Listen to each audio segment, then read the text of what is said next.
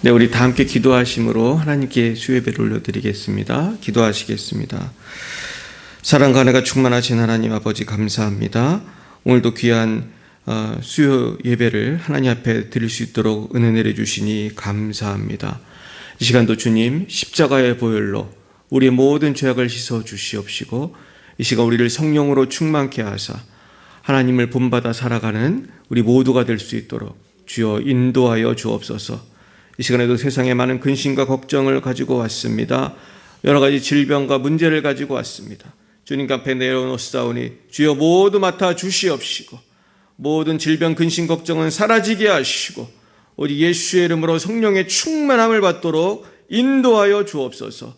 우리에게 강건함을 주시고 평강을 주시고 주님께서 주시는 기쁨이 충만하게 하여 주옵소서. 예수님 이름으로 기도드렸사옵나이다. 아멘.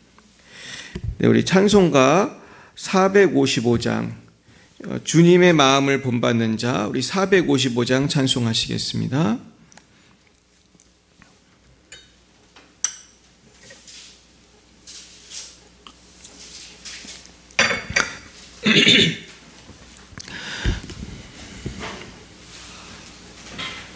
주님의 마음을 본받는 자, 그 마음에 평강이 찾아오면 험악한 세상을 이기리니 하늘로부터 임함이로다. 주님의 마음 본받아 살면서 그 거룩하심 나도 이루리. 주 모습 내 눈에 안 보이며 그 음성 내 귀에 안 들려도 내 영혼 날마다 주를 만나 신령한 말씀 늘 배우도다. 주님의 마음 본받아 살면서 그 거룩하심 나도 이루리.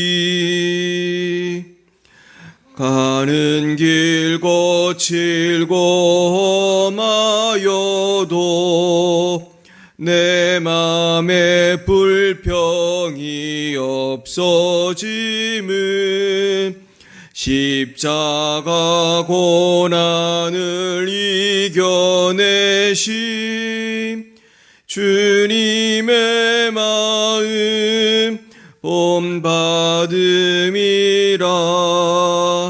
주님의 마음 본받아 살면서 그 거룩하심 나도 이루리. 주 예수 세상에 다시 오심 그날의 모성도 변화하여 주님의 빛나는 그 영상을 다 함께 보며 주 찬양하리. 주님의 마음 구원받아 살면서 그 거룩하심 나도 이루리. 아멘. 우리 그 밑에 456장 우리 한 장만 더 찬송하겠습니다. 거친 세상에서 실패하거든 그 손 못자국 만져라. 네, 우리가 주님을 본받기 위하여 날마다 주님께 가까이 가는 저희들 됐으면 좋겠습니다. 456장입니다.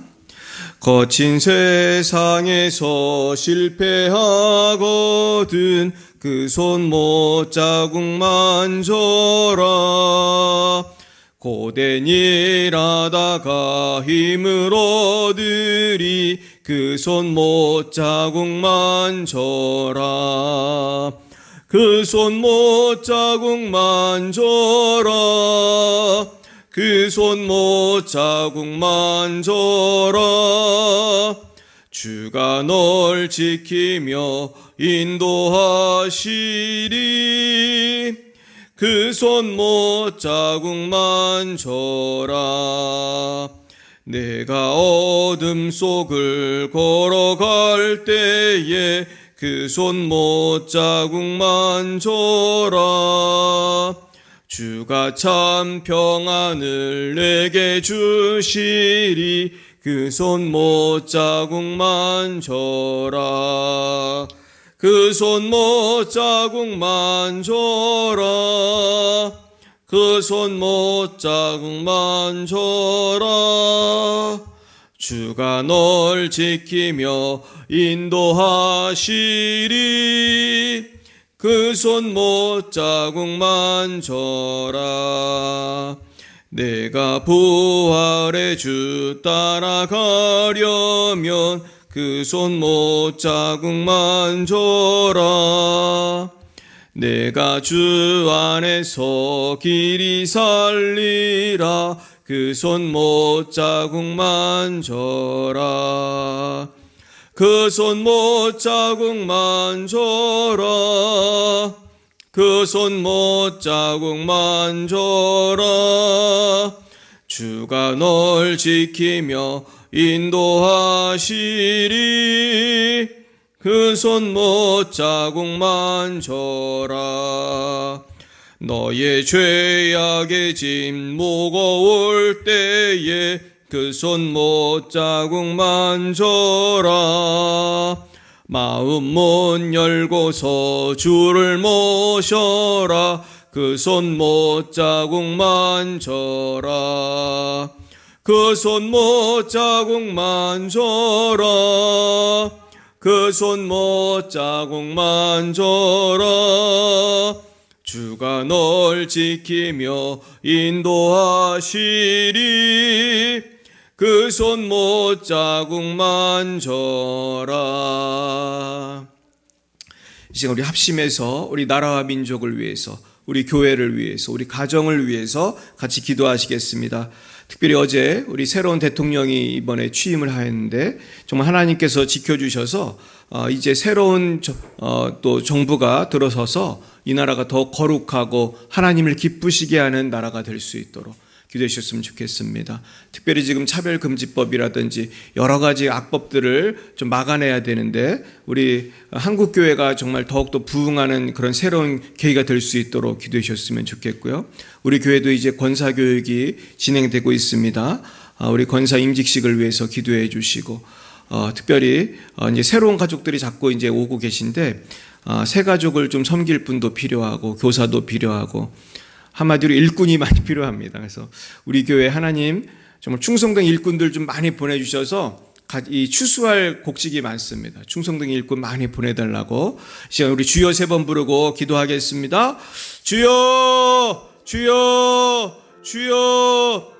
할렐루야. 하나님 감사합니다. 우리를 사랑하셔서 오늘 이렇게 수요예배로 주님 앞에 나와 기도하게 하시니 감사합니다. 너희는 먼저 그의 나라와 그 일을 구하라. 그럼 이 모든 것을 너에게 더하시 하셨습니다. 하나님의 나라가 먼저 대한민국에 임하기 원합니다. 아버지 윤석열 대통령이 이번에 새로 임명이 되었습니다. 취임했습니다. 하나님, 정말로 윤 대통령이 하나님을 경외하게 하시고 예수를 믿게 하시고, 아버지 모든 국회의원들, 모든 공무원들, 모든 국민들 다 예수를 믿도록 도와주시옵소서. 대한민국에 퍼지고 있는 이 세속주의, 아버지 만몬주의, 아버지 하나님을 경외하지 않는 온갖 우상숭배 다 없어지게 도와주시고, 아버지 특별히 차별금지법이 아버지 생기지 않도록 주여 인도해 주셔서 참으로 그 법을 통해서 우리 기독교가 차별받고 하나님의 영광을 가려는 일이 없도록 주여 지켜주시옵소서.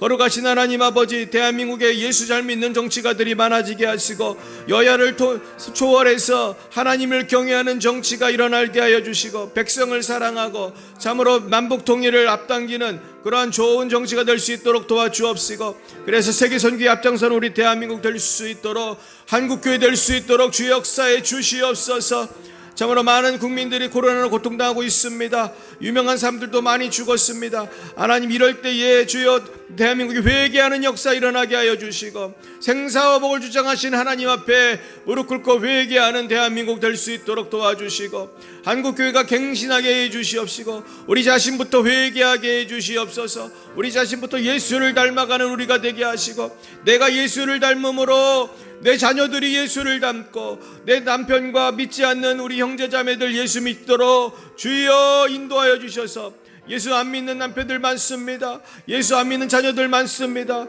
다 돌아올 수 있도록 도와주시옵소서.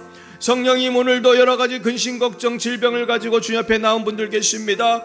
모든 질병이 사라질 수 있도록 성령님 터치하여 주십시오. 성령님 역사해 주십시오. 머리부터 발끝까지 역사해 주시고, 마음속에 있는 모든 근심 걱정 죄악의 짐들, 근심의 짐들 다 내려놓습니다. 수고하고 무거운 짐 지자들아 다 내게로 오라. 내가 너희를 쉬게 하려 하셨습니다. 수고하고 무거운 짐, 죄의 짐, 걱정, 근심의 짐 다 내려놓습니다. 주여 예수 그리스도께서 우리의 의가 되셨습니다. 예수 그리스도께서 우리의 치유자가 되셨습니다. 우리의 구원자가 되셨습니다. 예수께서 우리의 짐, 모든 질병의 짐을 지셨습니다. 염려의 짐, 슬픔의 짐을 지셨습니다. 주께서 우리를 위하여 십자가에서 고통당하심으로 우린 자유를 얻었습니다. 이 자유를 경험하게 하시고 이 평강을 경험할 수 있도록 주여 역사하여 주옵소서. 오늘도 땅끝까지 복음 증거하신 선교사님들 축복합니다. 인도하여 주시고 어디 있든지 승리하게 도와주옵소서.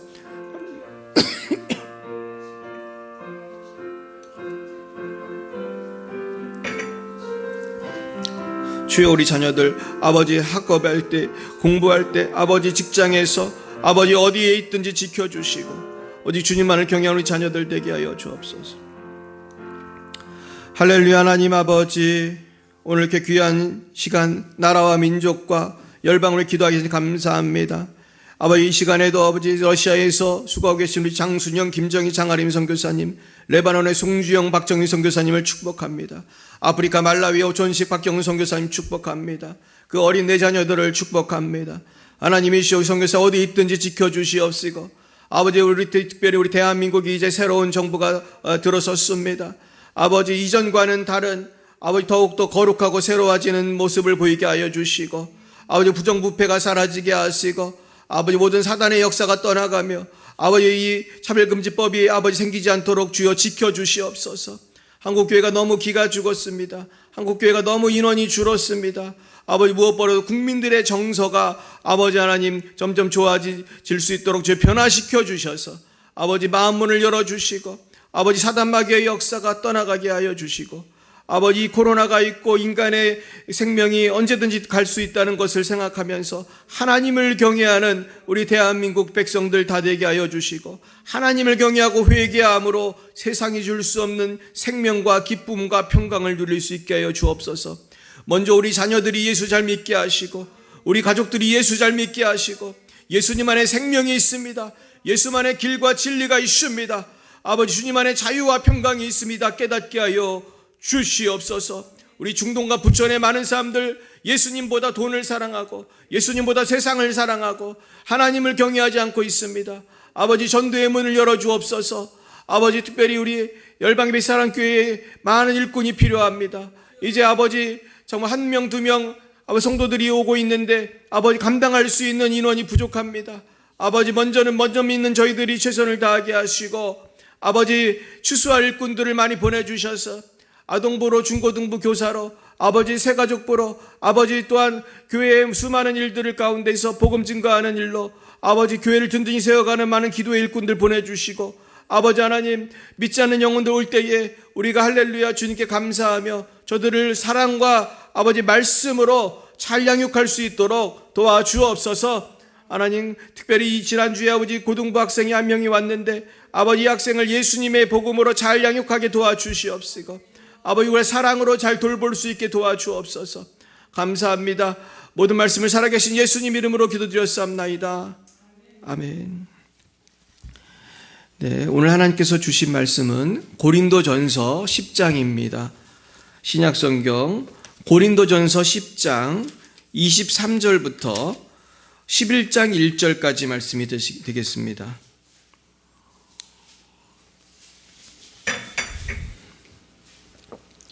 신약 275면 고린도전서 10장 23절부터 11장 1절까지 이 말씀을 이렇게 이어집니다. 그래서 11장 1절까지 우리 같이 보시겠습니다. 네, 우리 한 목소리로 같이 읽어보겠습니다. 시작. 모든 것이 가하나 모든 것이 유익한 것은 아니요 모든 것이 가하나 모든 것이 덕을 세우는 것은 아니니 누구든지 자기의 유익을 구하지 말고 남의 유익을 구하라. 무릇 시장에서 파는 것은 양심을 위하여 묻지 말고 먹으라. 이는 땅과 거기 충만한 것이 주의 것임이라. 불신자 중 누가 너희를 청할 때에 너희가 가고자 하거든 너희 앞에 차려놓은 것은 무엇이든지 양심을 위하여 묻지 말고 먹으라. 누가 너희에게 이것이 재물이라 말하거든 알게 한 자와 그 양심을 위하여 먹지 말라. 내가 말한 양심은 너희의 것이 아니요 남의 것이니 어찌하여 내 자유가 남의 양심으로 말미암아 판단을 받으리요. 만일 내가 감사함으로 참여하면 어찌하여 내가 감사하는 것에 대하여 비방을 받으리요. 그런즉 너희가 먹든지 마시든지 무엇을 하든지 다 하나님의 영광을 위하여 하라. 유대인에게나 헬라에게나 하나님의 교회에게나 거치는 자가 되지 말고 나와 같이 모든 일에 모든 사람을 기쁘게 하여 자신의 유익을 구하지 아니하고 많은 사람의 유익을 구하여 그들로 구원을 받게 하라. 내가 그리스도를 본받는 자가 된 것 같이 너희는 나를 본받는 자가 되라. 아멘. 네, 오늘은 나를 본받는 자가 되라는 제목으로 하나님 말씀을 증거하겠습니다. 네, 오늘 우리가 이제 묵상할 말씀은 우리가 그리스도를 본받음으로 다른 사람에게 선한 영향력을 미치자는 것입니다.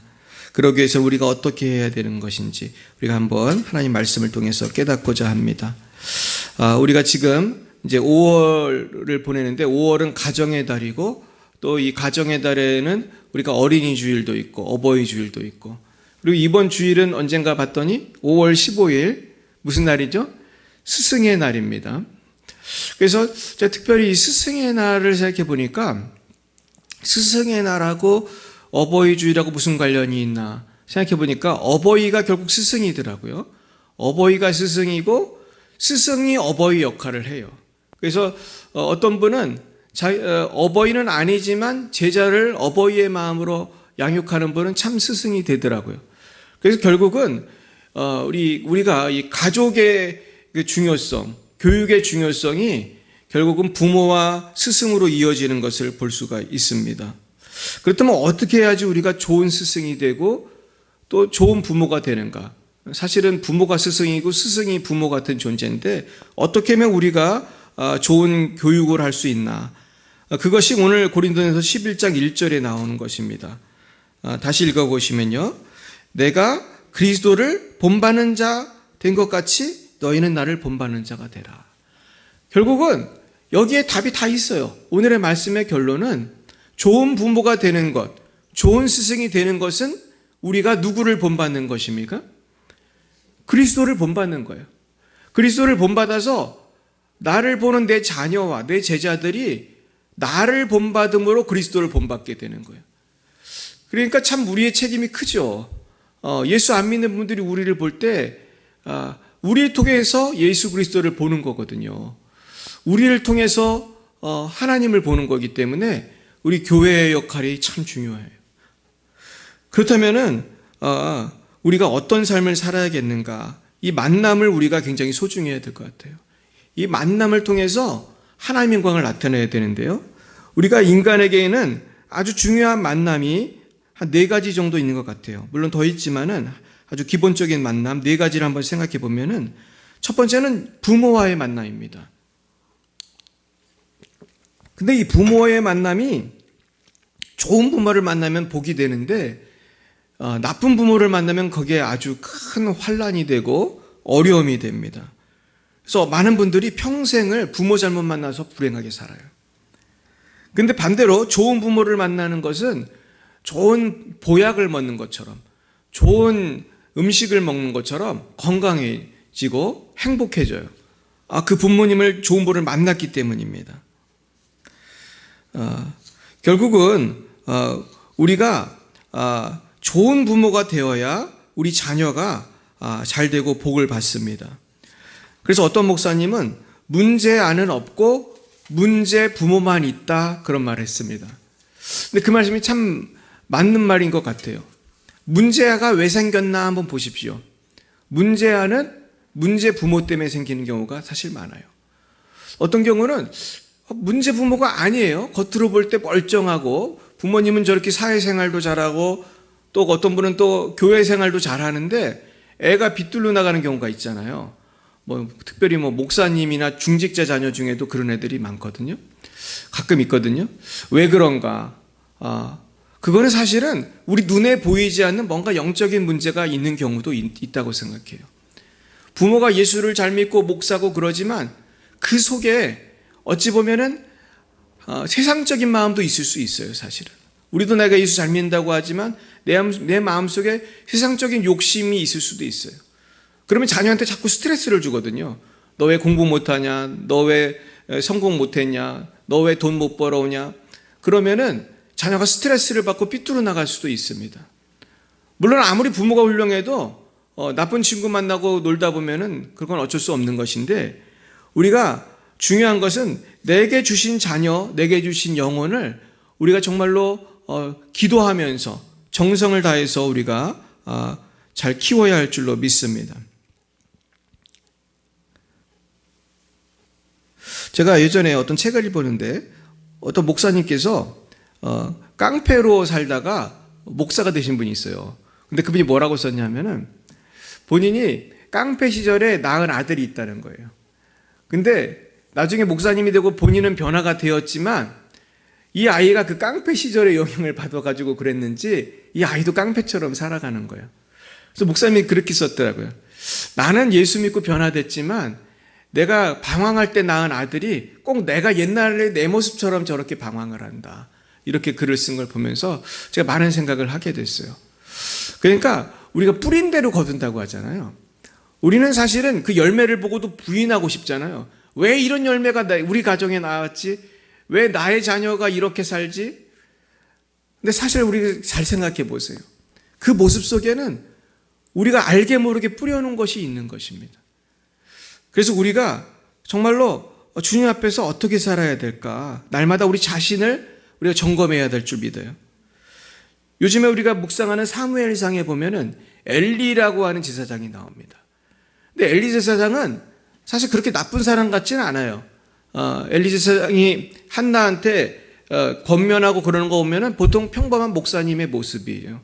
애가 없어서 이렇게 기도하니까 축복도 해주고 또 축복한 대로 또 애가 생기고 그죠?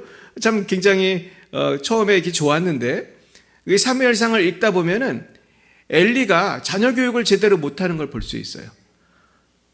그 홈리와 비나하스인가요? 이 친구들이 아주 그냥 그 못된 짓을 골라서 합니다. 예물로 바친 고기도 자기들 마음대로 구워 먹고 막 삶은 고기도 먹고 이게 하나님께 드리는 예물인데 함부로 그 법칙에 따라서 하고 남는 거 먹는 거거든요. 제사장은 태울 거 다 태우고 남는 거 먹고 그러는 건데 아주 못되게 굴고 심지어 거기 성전에서 일하는 그 자매들을 건드리기도 하고 그런데 엘리가 하는 말을 보면 너무나 부드럽게 말을 하는 거예요.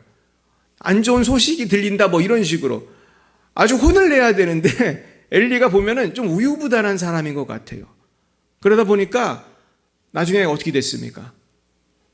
선지자를 통해서 너희 집안이 망할 거다. 아주 늙어서 죽는 사람이 없게 된다. 이거는 뭐예요? 아주 그냥 다 젊어서 죽는다는 거 아니겠어요? 결국은 아들 둘이 다 죽죠. 다 죽습니다. 근데요, 그런 와중에도 하나님께서 보면은 사무엘을 통해서 역사하시는 걸 봐요. 그렇게 소망이 없고, 그 당시에 그 사사시대에 소망이 없고, 엘리 제사장마저도 자녀 교육을 참 엉터리로 하는 그런 시대. 근데 누가 그걸 했습니까? 결국은 어머니예요. 기도의 어머니 한나예요.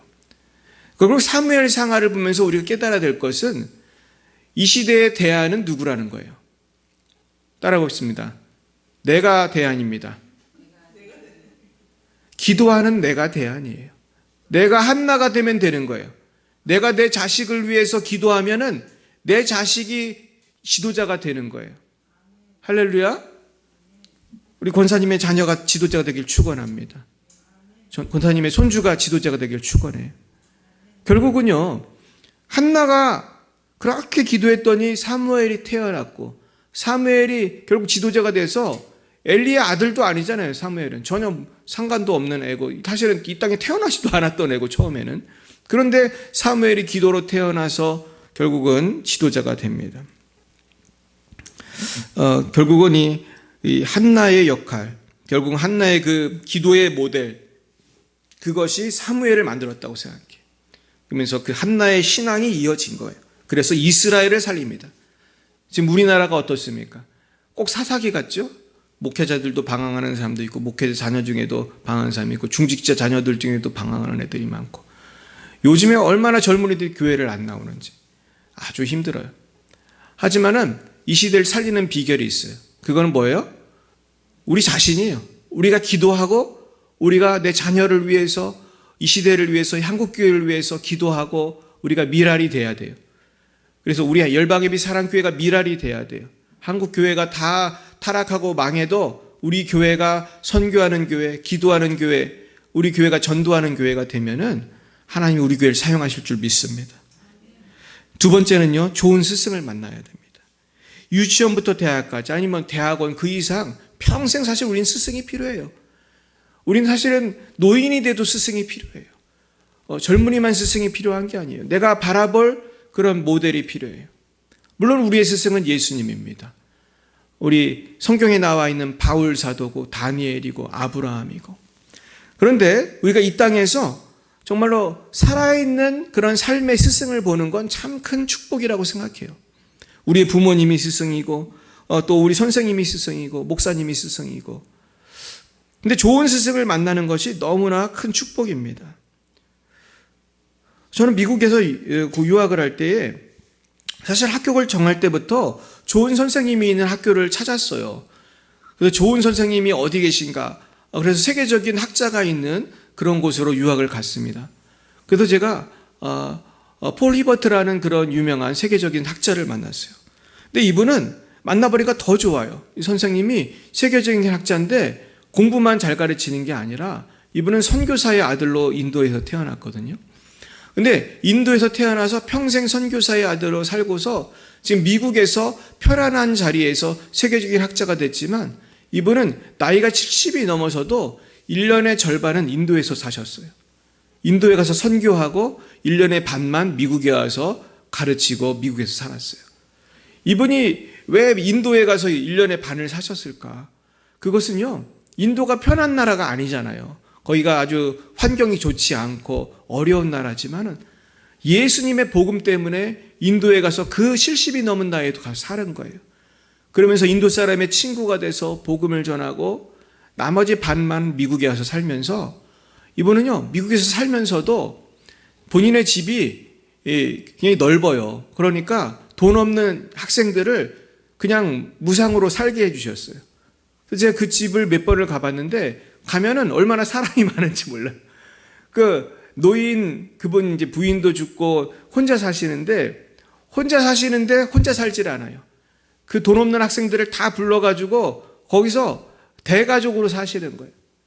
그러면서 거기서 많은 목사님들이 양육을 받고 거기서 함께 기도하고 함께 거기서 믿음의 공동체를 이루고 사는 것을 보고 제가 참 충격을 받았습니다.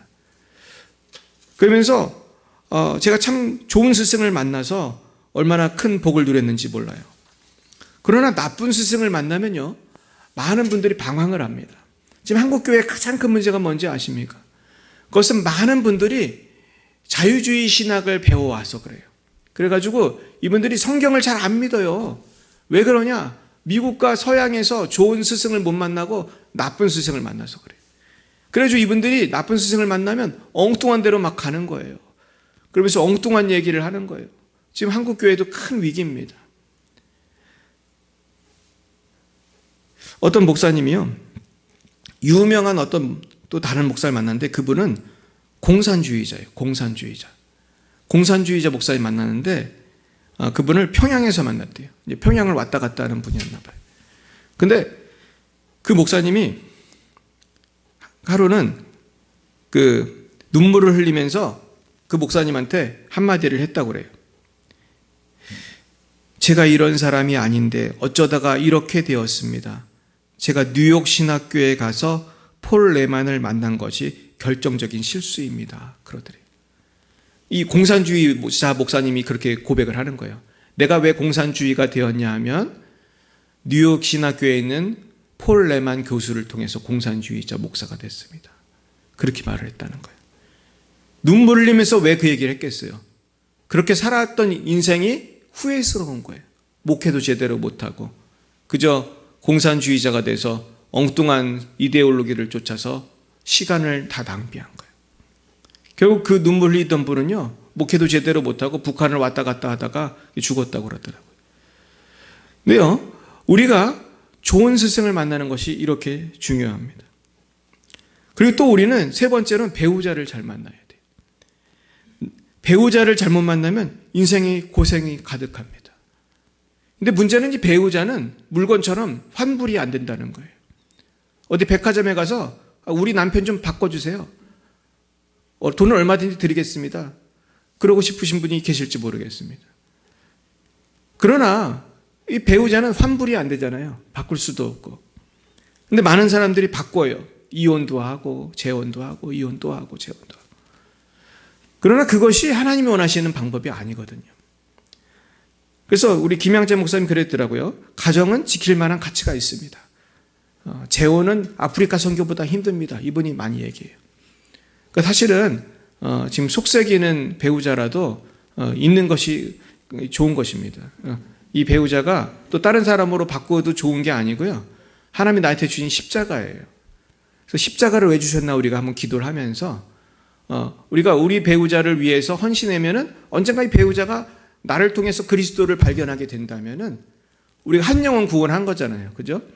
우리가 한 영혼을 구원하시기를 축원합니다. 네 번째는요, 목사를 잘 만나야 돼요. 여러분 좋은 목사 만나셨습니까? 할렐루야. 우리 주님께 영광 올려드립니다. 우리가 사실은 좋은 교회, 좋은 목사, 좋은 성도 만나는 것이 복이에요. 저는 참 좋은 성도님을 만났어요. 우리 권사님 만나서 제가 얼마나 복을 많이 받았는지 몰라요.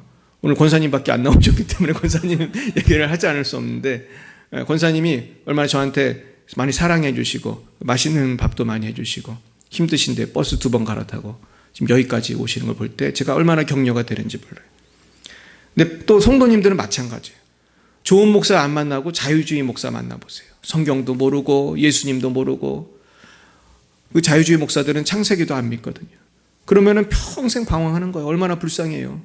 근데 우리 교회는 얼마나 좋습니까? 우리가 성령 충만, 선교하고 전도하고 예수님의 십자가의 복음. 결국은 저도 부족하지만은 내가 예수를 믿고 하나님의 말씀을 창세기부터 계시록까지 믿는 것이 얼마나 감사한지 몰라요. 우리 성경은 믿을 때 역사예요. 여러분 믿으시길 축원합니다. 아니 뭐는 믿고 뭐는 안 믿는 게 말이 됩니까? 인간이 그거를 판단할 수 없어요. 우리는 내가 부족해도 성경은 완벽하다는 걸 믿어야 돼요. 내가 부족해도 하나님은 완벽하다는 걸 믿어야 돼요. 그럴 때 바른 신학이 쓰고 바른 교회가 되고 바른 나라와 가정과 민족이 되는 것입니다. 결국 중요한 거는요, 지금 뭐 부모 얘기도 했고 배우자, 목사, 선생님 얘기도 했지만 이런 분들이 예수님을 만나고 변화되고 성령 충만한 부모, 성령 충만한 배우자, 성령 충만한 스승, 성령 충만한 목사를 만날 때 내가 복을 얻는 거예요. 결국 오늘의 말씀은 뭡니까? 내가 성령 충만한 사람이 되자는 거예요. 여기서는 저부터 성령 충만한 목사가 돼야 돼요. 그래서 제가 여러분들을 도와드릴 수가 있는 거예요. 여러분들이 성령 충만한 어머니가 돼야 자녀들이 복을 받는 거예요. 성령 충만한 배우자가 돼야 나의 배우자가 나 때문에 예수님의 형상을 보는 거예요. 그렇게 되기를 축원합니다. 모두가 그리스도를 본받아야 합니다. 그래서 고린도전서 11장 1절 오늘 같이 한번 다시 읽어봅니다. 시작. 내가 그리스도를 본받는 자가 된 것 같이 너희는 나를 본받는 자가 되라. 이것이 오늘의 결론이에요. 내가 그리스도를 본받는 자가 돼야지 나를 보는 사람이 그리스도를 본받는 사람이 되는 거예요. 결국 교육의 가장 중요한 것은 모델링이에요. 내가 모범이 되는 거예요. 교육은 말로 되는 것이 아니에요. 내가 아무리 말을 해도 내가 감동을 못 주면 누가 내 말 듣겠어요? 근데 사실 이게 어렵잖아요. 저도 잘 안 되는 게요. 내가 말하는 건 쉬워요. 물론 말하는 것도 어렵지만은, 설교하는 것도 어렵지만은 더 어려운 거는 뭐예요? 내가 주님을 본받는 게 제일 어려워요. 내가 예수님의 평강으로 사는 게 제일 어려워요. 저도 화나면은 감정을 주출하기가 어렵고요. 저도 사탄 마귀가 유혹할 때 예수님만 바라보기가 어려운 거예요. 그러나 내가 예수를 바라봐야 나도 은혜 받고 나도 다른 분을 도와줄 수가 있는 거예요. 근데 그 비법이 오늘 성경에 나오더라고요. 어떻게 하면 되는가? 오늘 10장 23절에서 33절에 그 비법이 나와요. 우리 첫째는요, 23, 24절 읽어보겠습니다. 시작. 모든 것이 가하나 모든 것이 유익한 것은 아니요. 모든 것이 가하나 모든 것이 덕을 세우는 것은 아니니 누구든지 자기의 유익을 구하지 말고 남의 유익을 구하라.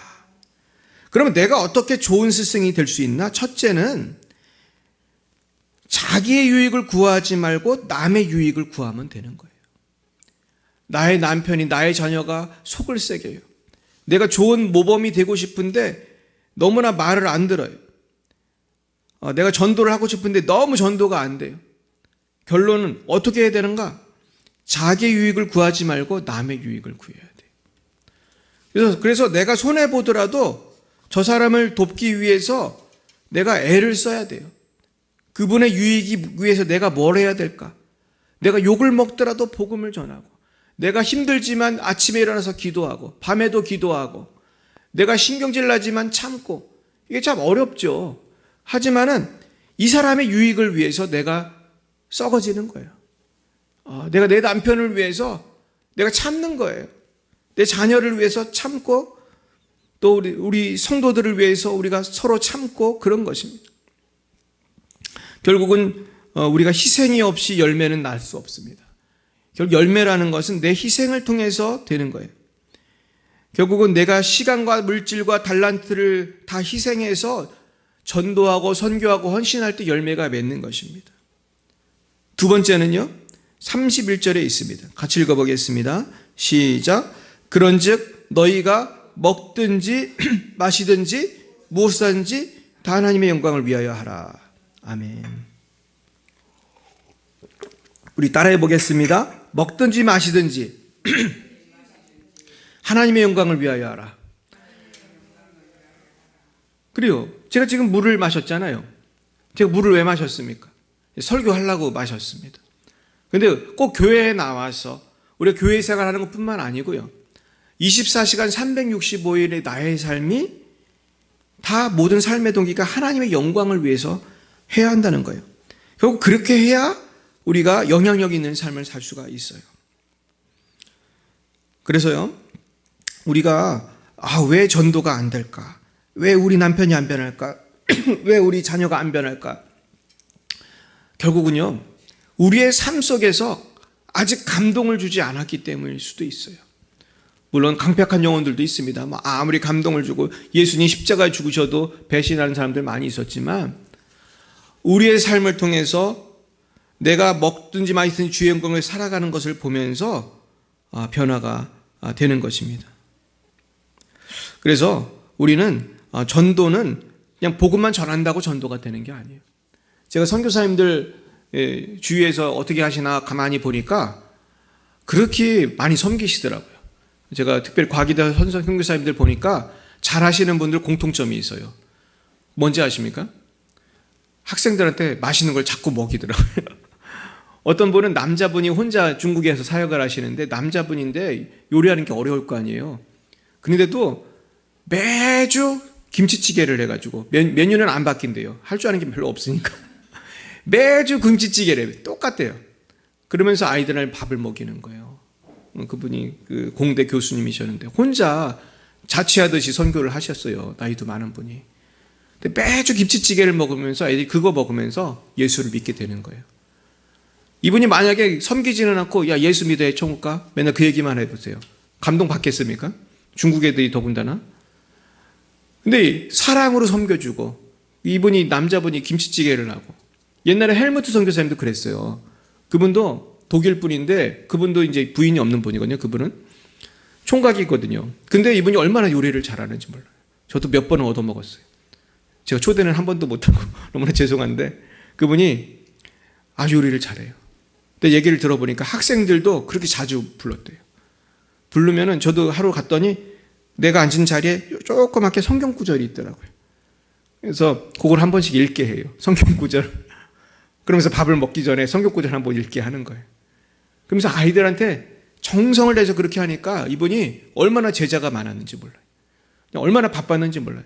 그 중국에 전도하기 어려운데도 계속 애들 밥 먹이면서 복음을 전하니까 그렇게 열매가 풍성한 거예요. 그러다가 이분이 천국에 가셨어요. 결국 먹든지 마시든지 주님의 영광 위에서 섬기시기를 축원합니다. 그럼 반드시 열매가 있을 것입니다. 세 번째는요. 32절 33절입니다. 같이 보겠습니다. 시작. 유대인에게나 헬라인에게나 하나님의 교회에나 거치는 자가 되지 말고 나와 같이 모든 일에 모든 사람을 기쁘게 하여 자신의 유익을 구하지 아니하고 많은 사람의 유익을 구하여 그들로 구원을 받게 하라. 결국 우리가 어떻게 영향력 있는 삶을 사는가? 모든 사람을 기쁘게 해야 돼요. 그래서 구원을 얻도록 하는 거예요. 그래서 그 영도를 기쁘게 하기 위해서 우리가 헌신하고 우리가 힘들지만 주일에 맛있는 밥도 먹이고 우리가 내 친구, 내 이웃을 사랑해서 이 친구가 어떻게 하면 기뻐할까? 우리가 연구하는 거죠. 생각하는 거죠. 어떻게 하면 이 친구가 기뻐할까? 우리 자녀가 기뻐할까? 우리 성도님이 기뻐할까? 우리는 그러면서 도움을 주면서 우리가 변화시켜야 됩니다. 그래서 한국에도 많은 외국인 노동자들이 있어요. 이분들 사역하는 분들 얘기 들어보면 어떻게 하면 외국인 노동자를 도와줄까? 그래서 한글을 많이 가르쳐 주시더라고요. 그래서 어떤 분은 그 외국인들한테 그 한글을 가르쳐주고 또 초대를 해서 밥을 먹이고 그러면서 선교를 하시는 그런 얘기를 들었어요. 결국 우리도 지금 선교가 잘 안 되고 전도가 안 된다 하지만은 뭔가 이 지역사회의 이 주민들과 소통을 해야 되거든요. 이분들이 뭐가 필요한가? 우리 생각을 해야 돼요. 이분들에게 뭔가 가르쳐 드릴 게 있는가? 문화교실을 하고 또 우리가 주일에 힘들지만 또 식사 대접을 하고 우리가 어떻게든지 소통을 하면서 이분들을 기쁘게 하면서 우리가 복음을 전해야 되는 것입니다. 그런데요, 가장 중요한 것은 내가 먼저 주님을 본받는 거예요.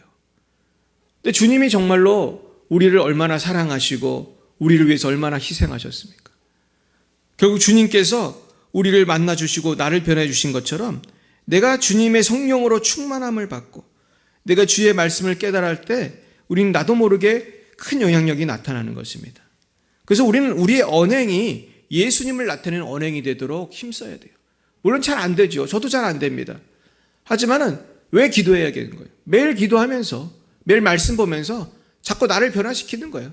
그래서 내가 주님의 전도지가 되도록 우리 그렇게 하는 거예요. 따라해 보겠습니다. 나는 하나님 나라 전도지입니다. 우리가 전도지예요. 우리 전도지 나눠주잖아요. 막 스티커 붙여가지고 막. 하지만은 제일 중요한 전도지는 나예요. 나의 언행이 전도지예요. 한 가지 말씀만 드리고 마치겠습니다. 제가 전도를 어떻게 하면 잘할까 연구를 하다가 어떤 전도왕의 간증을 듣게 됐습니다. 전도왕 간증이 한 몇 개 들었는데요. 이분들 공통점이 있더라고요. 전도왕들이 전도 잘하는 공통점이 있어요. 그게 뭔지 아십니까? 그거는 아무나 막 전도하는 게 아니고요. 내가 만난 그 사람에게 영향력을 주기 위해서 그분들에게 말 한마디도 친절하게 하고 밥 한 끼라도 대접하고 그러면서 그들의 마음을 어떻게 하는 거예요? 마음을 잡아야 돼요. 마음밭을 가는 거예요. 그래서 어떤 분은 그래요. 이분은 장로님이고 사업을 하시는 분인데 아마 이분이 무슨 전문직인 것 같아요. 많은 사업가를 자기 만난대요. 그러면서 처음에는 막 전도를 해봤대요. 막 1년 동안. 그랬더니 사람들이 자기를 피하더래요. 열심히 전도했더니 욕을 먹고 피하더래요. 뭐가 문제지? 그러면서 기도한 거예요. 하나님 왜 안 됩니까? 사실 요즘에 전도해보세요. 사람들이 잘 안 들어요. 그래서 중요한 거는 그냥 하면 잘 안 되니까 마음밭을 갈아야 되는 거예요. 그래서 이분이 어떻게 했냐면 이분은 아침에 새벽에 기도를 한대요. 주님, 내가 오늘 누구를 만나야 됩니까? 그럼 하나님이 생각나게 해주신 사람이 있다는 거예요. 그러면 처음부터 그냥 딱 전도하는 게 아니고 3개월 동안 사랑을 한다는 거예요. 3개월 동안 섬긴다는 거예요. 밥도 사주고 전화도 하고 밥도 사주고 전화도 하고 막 이야기도 하고 커피도 사주고 3개월을 섬기면은 그분이 이렇게 물어본대요. 뭐라고 할까요? 왜 이렇게 나한테 잘해주십니까? 그럼 그때 저는 교회에 다닙니다. 예수님이 믿으셔야 되지 않냐고 또 복음을 또 지혜롭게 전하는 거예요. 근데 사실 우리가 바쁜 이 인생 가운데 뭐 3개월이 아니라 뭐 일주일이라도 그렇게 신경 쓰는 게 어렵잖아요. 근데 결국은 요즘에 전도가 잘 안 되는 이 시대에 우리가 정말 지혜롭게 전도하는 방법은 다른 데 있지 않은 것 같아요. 결국은 영향력 있는 사람이 되기 위해서 내가 섬기는 것밖에 없어요. 어떤 분은 그 인천에서 아주 큰 교회 전도왕인 그 분인데 그분은 또 그렇게 전도를 하더라고요. 이분은 많은 분들 만날 때 많은 걸 맛있는 걸 많이 대접을 한대요. 그러면서 그냥 전도를 하지 않고 식사를 하면서 전도하는 거예요. 식사를 하면서. 이해 가시겠죠? 막 그러면은 사람이 아무리 강팍해도 어때요? 나한테 맛있는 식사를 대접하면서 자기 간증도 하고 이런 얘기도 하고 저런 얘기 하면서 복음을 전할 때 어떨까요? 들리는 거죠. 그렇죠? 그래서 내가 어떻게든 이분에게 대화를 할 수 있는 좋은 자리를 마련하는 게 사실 중요하다고 생각해요. 저도 일본 선교사 친구가 있는데 그 친구가 미국 사람인데 이제 일본에 가서 선교를 했어요. 근데 이 친구가 저한테 간증을 하기를 자기는 그 부인이 중국 사람인데 요리를 되게 잘해요. 저도 그 집에 한번 초대받아 갔는데 자기는 맛있는 음식을 준비를 해가지고 그 일본 사람을 초대를 한대요. 그럼 일본 사람이라도 초대하면 갈 거 아니에요. 그래가지고 이제 특별히 자기 자녀에게 학교 학부모 이제 뭔가 알게 된 사람 그런 사람을 집에 초대를 해요. 그러면서 맛있는 음식을 대접을 하면서 이제 대화를 하면서 자연스럽게 복음을 증거하는 거죠. 그래서 이분이 일본에서 그 참 전도가 안 된 일본에서 아주 사역을 참 잘했어요. 결국 오늘의 말씀의 결론은 무엇입니까? 우리에게 섬김의 본을 보여주신 분이 누구시죠? 예수 그리스도예요. 예수님은 어디까지 섬겼습니까? 우리는 뭐 음식 밥 한 끼 사면 되지만 예수님은 십자가에서 목숨까지 주셨어요. 근데 우리는 뭐 목숨까지는 고사하고 밥 한 끼도 잘 못 사는 거예요. 우리가 잘 이렇게 섬김이 훈련이 잘 안 돼 있어요. 저 자신부터 많이 반성이 됩니다. 우리가 너무 이렇게 말로만 전도한 게 아닌가. 이제는 우리가 좀 시간이 걸리더라도 우리가 좀 장시간 기도하면서 섬기면서 이젠 전도해야 될 때가 된 것 같아요. 그래서 우리가 전도뿐만 아닙니다. 우리 자녀를 변화시키고 좀 우리가 믿음으로 어떤 형제 자매를 양육하더라도 우리가 그냥 되는 것이 아닙니다. 기도하면서 눈물로 기도하면서 우리가 섬길 때에 반드시 우리는 우리의 삶 속에서 귀한 열매가 맺혀질 줄로 믿습니다. 중요한 것은 우리의 삶이 변화되는 것입니다. 내가 예수를 닮을 때 나를 통해서 우리는 큰 복음을 증거하고 영향력 있는 삶을 살게 될 것입니다. 우리 교회가 참 섬기는 우리 선교사님들, 송주영 선교사님, 장수영 선교사님, 또 우리 오천희 선교사님 우리 가정이 있잖아요. 우리 장아림 선교사님. 근데 우리 선교사님들 참 좋은 분들이에요. 저는 특별히 대학 시절에 우리 송주영 선교사님에게 양육을 받았어요. 그리고 중국에 가서는 우리 장 선교사님에게 많은 도움을 받았는데요. 이분들의 공통점이 있어요. 이분들의 공통점은요, 저에게 항상 사랑의 마음으로 다가오셨다는 거예요. 저는 이분들하고 성경 공부한 거는 생각이 잘 안 납니다. 근데 이분들이 항상 사랑을 가지고 위로하고 격려하고 이 사랑으로 대해준 것이 참 기억에 남아요. 기도해 주시고 어려울 때마다 상담해 주시고, 결국 우리도 이러한 사랑을 통해서 이 세상을 변화시킬 수 있을 줄로 믿습니다. 오늘부터 시작해서 내가 한 영혼에게 감동을 주는 그리스도의 사람이 되시기를 예수님의 이름으로 축원드립니다. 기도하시겠습니다. 사랑과 은혜가 충만하신 주님, 우리를 사랑하사 우리를 위하여 이 땅에 오셔서 십자가 지시기까지 우리를 섬겨주신 주님을 찬양합니다. 그러나 하나님, 우리는 정말로 주님의 그 사랑에 감격하여 살면서도 아버지, 우리가 너무나 삶의 모범을 보이지 못할 때가 많이 있었습니다. 우리의 언행이 잘못될 때가 많이 있었습니다.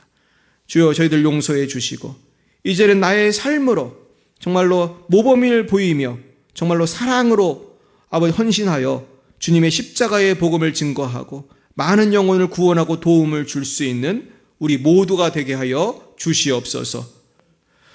지금은 살아계신 주 예수 그리스도의 구속의 은혜와 하나님 아버지의 놀라우신 사랑하심과 성령의 교통하시고 치유하시고 역사하심이 날마다 주님을 본받아 주님의 복음을 증거하기로 결단하는 사랑하는 제자애들 머리 위에와 열방의 빛 사랑교회 위에 이제와 영원 몽토록 함께 하옵시기를 간절히 축원하옵나이다.